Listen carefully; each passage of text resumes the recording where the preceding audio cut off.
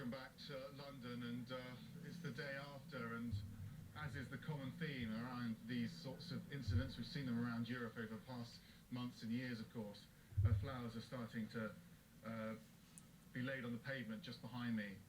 As a makeshift memorial develops, there will be others all around the Cordendale area here in the Parliamentary District of London. London police are continuing their investigation into the terror attack on Britain's Parliament behind me. 7 arrests have been made across the UK, and police confirm that 3 people were killed and 7 remain in a critical condition. Police believe the attacker acted alone and was inspired by international terrorism, specifically Islamic terrorism, and authorities say they have no more information about further threats. Now, the area near the House of Parliament here would have been crawling with politicians and journalists and tourists at this time of the day. Some of them became eyewitnesses in the midst of everything yesterday. Here are a few of those stories. Well, the situation here is that the House of Commons was in the business of voting, so most members of Parliament were here. The sitting was suspended. It is suspended. We are locked in as we get reports of what is going on. Obviously, it's very, very serious indeed. It's confusing. I don't think it illustrates just what is going on in the whole of the world, that we face this threat of terrorism, and we have to live with it. We were only crawling along the bridge. There was bodies, literally. Must be like 10 bodies. 10, yeah, 12 bodies, shots, all in just different lying in different places along the bridge. being shot, yeah. It must be terrifying. It was horrendous, absolutely horrendous.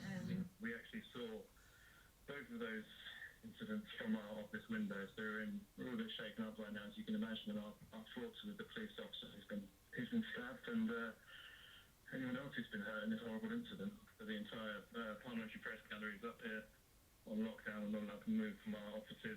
The next thing, of course, was chaos.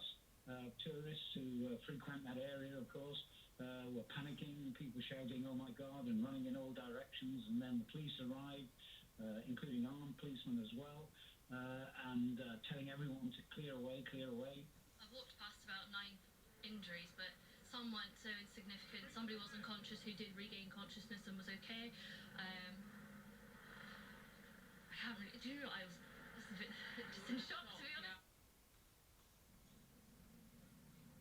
I'm Max Foster in London. The day after the attack, there'll be a vigil tonight organised by the Mayor of London at Trafalgar Square. As we take in what happened yesterday, try to make sense of it, he sent out a quote to journalists, people of London and the world really, saying that London's the greatest city in the world. We'll never be cowed by terrorism. We stand together in the face of those who seek to harm us and destroy our way of life.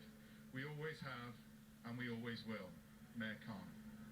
London, France's Le Figaro writes that at least 3 French students were injured in the attack. We're joined by Dr. Tony Joynow. He's with the London Air Ambulance and was at the scene of the attack yesterday. We saw your helicopter from the TV helicopter. Just describe the scene that you arrived to. Morning.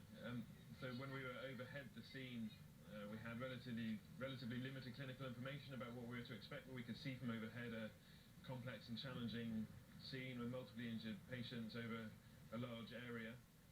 We could see some emergency resources already on the scene, and when we disembarked the helicopter, we tried to make ourselves available to both deliver life-saving care for patients, but also to try and support the London Ambulance Service in gaining sort of strategic command and control of what was a very difficult scene alongside the police and the fire brigade. Were you near the car on the bridge, or were you in that courtyard area? So we covered the full area, working with the ambulance service as well.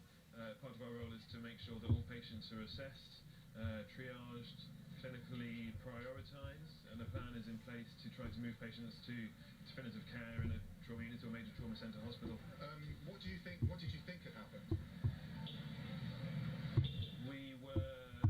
To be honest, it was very difficult to know, and our focus is on looking after the patients and trying to gather information, but not necessarily getting exact details about exactly what had happened.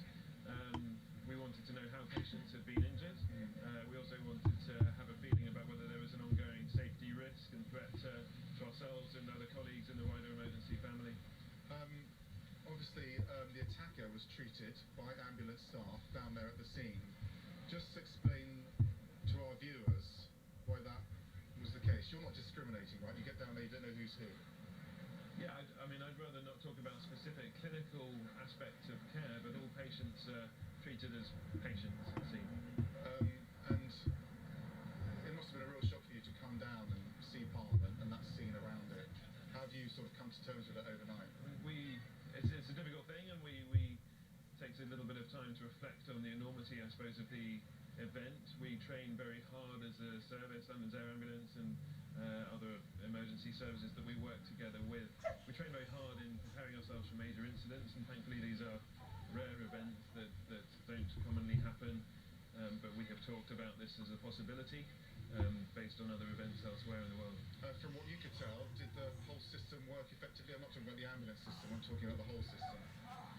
I think these things are really complex, and so I feel very proud to be part of that response, and I have to say I've been very impressed with the other agencies that have worked with us. You were able to do your job as well as you weren't left wanting for any support.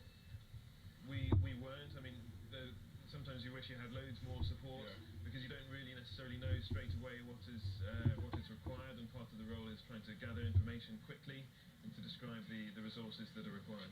Well, I thought so with the emergency services as well today, because it was a horrifying day for all of you. Thank you very much indeed. More from the London terror attacks after this short break.